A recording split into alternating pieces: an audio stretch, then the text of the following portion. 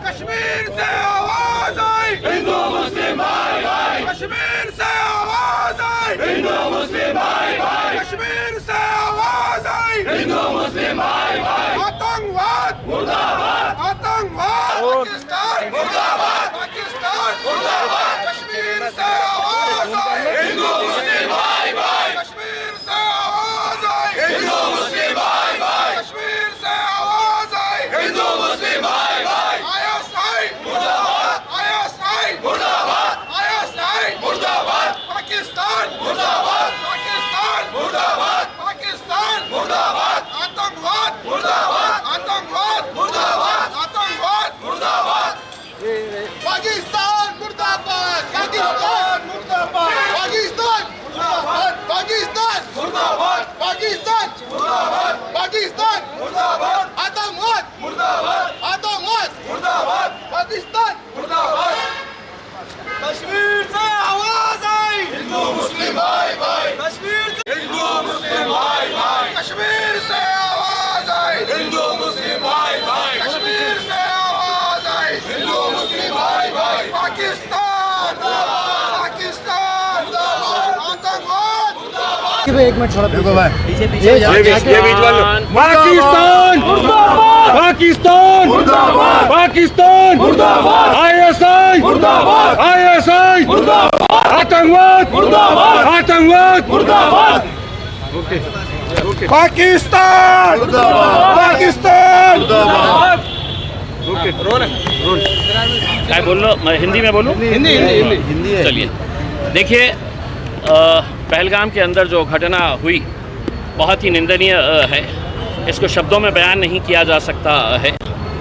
हिंदुस्तान का सबसे खूबसूरत जो जगह कही जाती है कश्मीर के बारे में, वहाँ पर खून की होली कैसी खेली गई।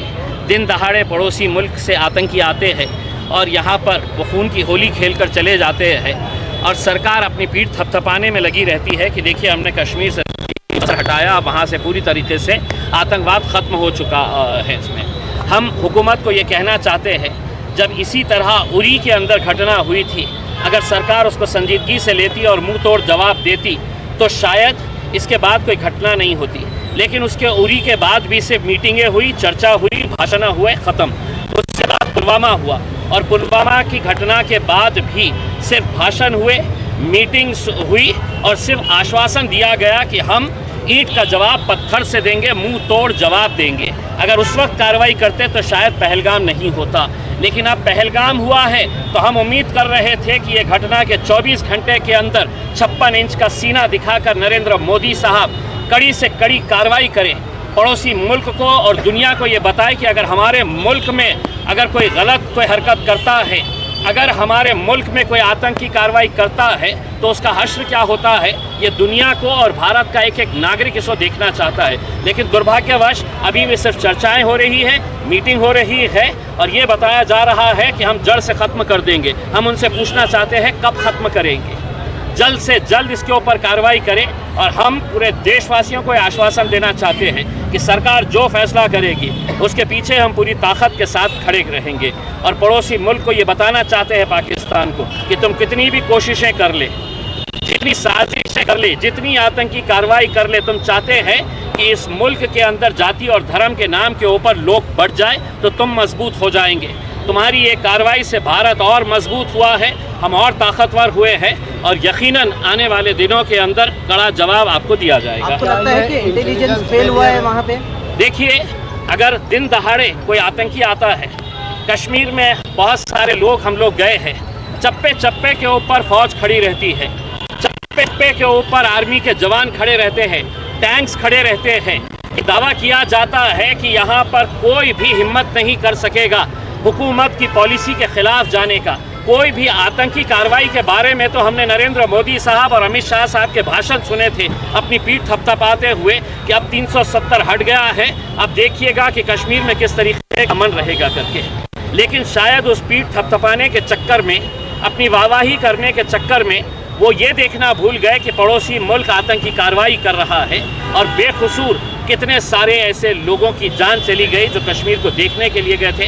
हम उनके परिवारों के साथ अपनी हमदर्दी अपना सांत्वना हम जताते हैं और उम्मीद करते हैं कि उनको इंसाफ जल्द से जल्द ये हुकूमत दिलवाएगी। इस दहशतगर्दाना हमले के लिए हकीकी के जिम्मेदार कौन है? वजारत दाखिला ने क्या इस्तीफा देना चाहिए? देखिए, इतनी बड़ी कार्रवाई होने के बाद हम तो ये उम्मीद कर रहे थे कि अमित शाह साहब ने फ़ौरन अपना इस्तीफ़ा देना कि मेरी गलती की वजह से ये बेकसूर लोगों की जान गई है करके, क्योंकि देश की सुरक्षा, एक एक देशवासी की सुरक्षा की जिम्मेदारी देश के गृह मंत्री की होती है। और वहाँ पर जिस जगह के ऊपर ये घटना हुई है वहाँ पर यकीनन इंटेलिजेंस का लैप्स है, इसके ऊपर इंक्वायरी बैठनी चाहिए। वहाँ पर फ़ौज क्यों नहीं थी? बहुत सारे जो लोग बच के निकले हैं उनका कहना है कि वहाँ पर कोई सुविधा नहीं थी, कोई आर्मी का जवान वहाँ पर नज़र नहीं आ रहा था। तो जो भी तथ्य है, जो भी सच है, वो लोगों के सामने लाना चाहिए। और अमित शाह साहब से हम गुजारिश करते हैं कि आप अगर ये देश को नहीं संभाल सकते हैं तो अपना इस्तीफ़ा दीजिएगा। अगर आपकी पार्टी के अंदर कोई काबिल और शख्स है तो आप उसके हवाले ये गृह मंत्रालय कर लीजिएगा, वरना हम ऐसे बेकसूर लोगों की जानें जाते हुए अपनी आंखों से हम नहीं देख सकते। हिंदू मुस्लिम किए गए हैं। देखिए, ये जो नी जर्क रिएक्शन आप जो एग्रीमेंट्स वो कर रहे हैं, हम आपसे ये उम्मीद कर रहे हैं कि आपने हमारे देशवासियों का कत्ल किया है, आप क्या कार्रवाई करने वाले हैं? जो पेपरों के ऊपर एग्रीमेंट्स थे वो पेपरों के ऊपर एग्रीमेंट्स कैंसिल करना ये कोई बहुत बड़ी कार्रवाई नहीं है। वैसे भी हमारे क्या रिश्ते थे उनके साथ सबको पता है, उसमें कोई ऐसा रिश्ता नहीं था मोहब्बत का और प्यार का उसमें। तो अगर आप सिर्फ देशवासियों को ये गुमराह कर रहे हैं कि हमने ये एग्रीमेंट कैंसिल कर दिए हैं, वो एग्रीमेंट कैंसिल कर दिए हैं, तो अभी भी आप देश को गुमराह कर रहे हैं। आप ये बताइए कि हमारी फ़ौज जो इतनी ताकतवर है, जिसका हमें अभिमान है, गर्व है, वो उसको क्या आदेश दिया जाता है कि आगे की कार्रवाई क्या करनी चाहिए? आज ऑल पार्टी मीटिंग रखी गई थी, उसे किस तरह से देखते हैं आप? देखिए, आज ऑल पार्टी मीटिंग के अंदर क्या हुआ है, जो उरी के बाद हुआ है, जो पुलवामा के बाद हुआ है, जो पहलगाम के बाद हुआ है, चर्चा हो रही। जब हम आपको कह रहे हैं कि आप कोई चर्चा मत करिए, कोई पार्टी आपसे उम्मीद नहीं कर रही है कि आप हमको बुलाइएगा और चर्चा करिएगा करके, हम चाह रहे हैं कि आप कार्रवाई करें करके। और दूसरा ये है कि आज की जो मीटिंग थी ऑल पार्टी मीटिंग, वो ऑल पार्टी मीटिंग के अंदर वो पार्टियों को बुलाया गया है जिनके सांसद 5 से ज़्यादा है, 5 से कम जिनके सांसद हैं उनको उस मीटिंग के अंदर बुलाया नहीं गया है। क्यों? असदुद्दीन अवैसी साहब क्या अपनी कॉन्स्टिट्यूंसी के लाखों लोगों की नुमाइंदगी नहीं करते हैं इसमें?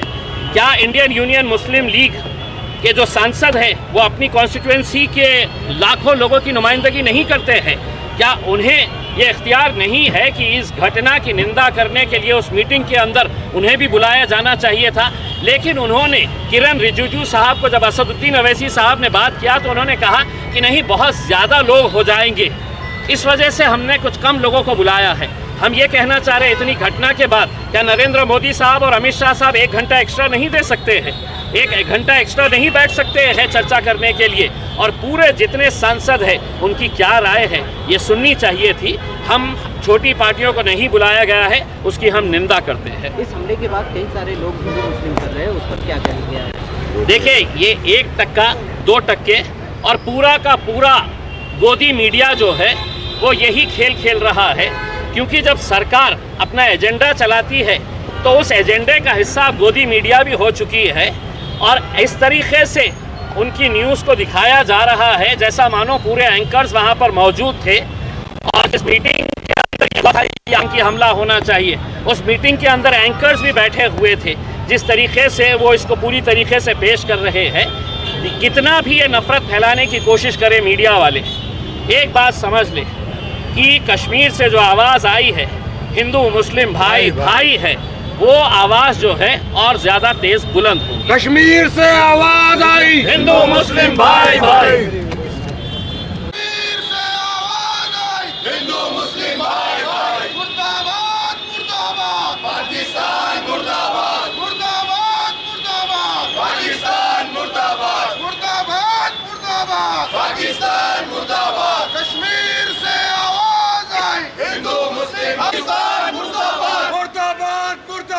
पाकिस्तान मुर्दाबाद, पाकिस्तान मुर्दाबाद।